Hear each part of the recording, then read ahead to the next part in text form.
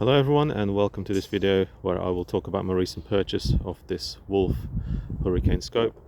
It's something I purchased at the recent British shooting show in 2025. I've looked around various stands and manufacturers while I was at the show, compared a few different brands, a few different models, ultimately made the decision to go with this scope. I felt that given its price bracket and features and image quality, it was very much comparable to some other scopes that were twice the cost, if not more, in some circumstances. But I feel like the features that came with it and the image quality was really good.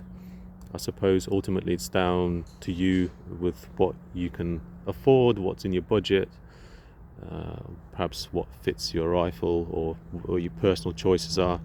But for me, I felt like a good choice. I feel like the image quality was really good. It has nice and bright picture, and overall I've been very happy with it.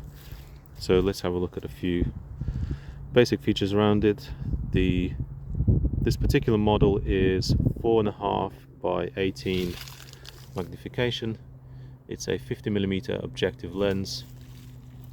The zoom ring, the magnification ring, feels nice and smooth, has just enough resistance, I feel, for me.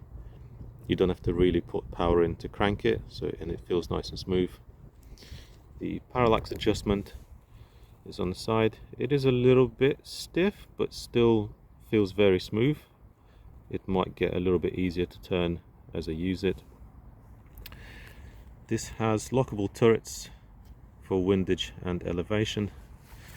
Excuse me while I move around. You have to pull this out to unlock it and push it back in to lock it. It has nice audible clicks that feel sort of nicely in your hand. They're not obscenely loud, but they still sort of give you a nice feedback. The same for the elevation.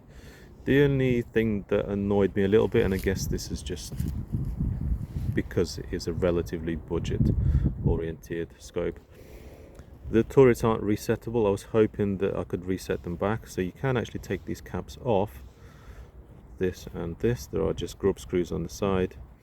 Now underneath there are two small Phillips head screws, and I was hoping I could just take them off, take off the turret, and then reset it back to zero once I've zeroed the scope. Unfortunately, that doesn't seem to be the case. It seems like from the factory they've put quite strong Loctite, I'm guessing, on those little screws on the inside, so I couldn't get the turrets off. Unfortunate, but hey, I guess you get what you pay for. But still, overall, I'm very happy with the features that come on this scope. It has illumination on the side. It's green and red, and it actually illuminates the whole sort of center section of the reticle. I'll try and show you the reticle now. It's quite fine, so it might not pick up too well on the camera. This is always a very awkward part to try and film, but there you go.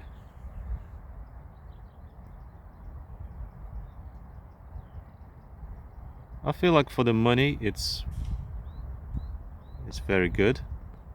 I've certainly been happy with it.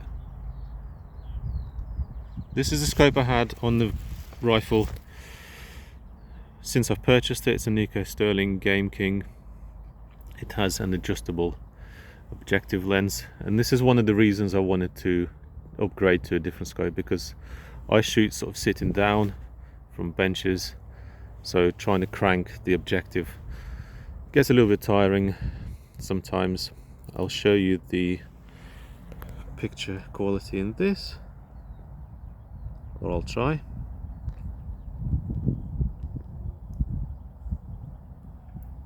Don't get me wrong, I think for the money this Nico Sterling is also pretty good. The only downsides are it's a 25 or a 1-inch diameter tube, so it lets in maybe a little bit less light, I've definitely noticed that since shooting this scope, I almost just get a wider field of view. It just feels kind of a bit more immersive, so to speak. The reticle is a lot finer on this scope compared to this Nikko Sterling. I've definitely noticed that. Obviously I've shot this scope for years, so I kind of got used to it, but after shooting this for only a couple of weekends, this definitely feels like an improvement for sure. It just feels much nicer and finer in terms of its lines, so it's just easier kind of to acquire targets, and the thick lines that you get on this scope kind of don't get in the way. The only thing I would mention is on this scope, it seems that the image is a lot more saturated. So for example, the greens are much greener in this scope than they are in this scope. I'm not sure, maybe it's something to do with the lens coatings or something like that. But overall, this has been an improvement for sure. I think they are bracketed around the 180, 200 pound mark. I've got it a little bit cheaper because at the show the traders were doing deals, so fortunately I got mine for a little bit less, and I feel like it was pretty much a bargain. So for anyone looking to upgrade, definitely have a look at these. I think they are worth the money that they're charging for them, really. By the way, I'm not sponsored by them in any means, it's just a personal choice, but they're definitely worth checking out for what you're getting. I feel like they are a good option, especially if you're not a competitive shooter. If it's just something you're doing on a weekend, these are definitely a good choice, or at least a good option to consider.